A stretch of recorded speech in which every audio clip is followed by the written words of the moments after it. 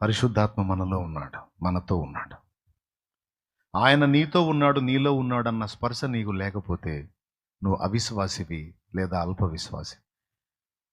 ఆయన నీతో ఉన్నాడనే విశ్వాసం నువ్వు కలిగి ఉంటే శత్రువుని నువ్వు ఎదిరించగలవు, జయించగలవు, సమస్యలను ఎదిరించగలవు, బలహీనతను ఎదిరించగలవు, ప్రాబ్లమ్స్ని ఎదిరించగలవు, దేనికైనా ఎదురు తిరుగుతావు. నీకు బాడీ గార్డ్ లైన్లో ఉన్నాడని నీకు అర్థమైతే. అర్థమైందా? నేను మొన్న వీడియో చూశానండి, పిచ్చ నవ్వు వచ్చింది. ఒక గ్రిల్ లోపల కుక్క ఉంది, కుక్క పిల్ల, అది గుడ్డది.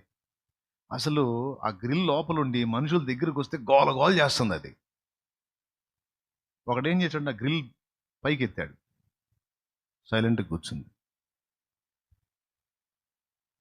మళ్ళీ ఆ గ్రిల్ వేసాడు, మళ్ళీ గోల చేయటం మొదలుపెట్టింది, మళ్ళీ తీశాడు. అంటే నేను సెక్యూర్డ్గా ఉన్నాను అనే నిశ్చయిత దానికి ఉన్నప్పుడు ఎవరిని లెక్క చేయట్లేదు అది.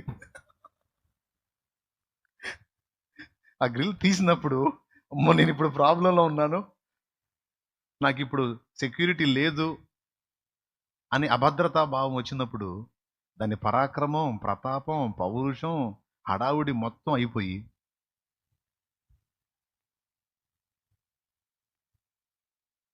ఇప్పుడు నీ పక్షాన, నీ పక్కన ఆదరణకర్త ఉన్నాడు, పరిశుద్ధాత్మ దేవుడు ఉన్నాడు, నిరంతరం నీతో ఉన్నాడు అనే సంగతి నీకు అర్థమైతే కఠినమైన శ్రమలైనా సరే నీకు ధైర్యం అనేది నీ హృదయం నుంచి తొలగిపోదు.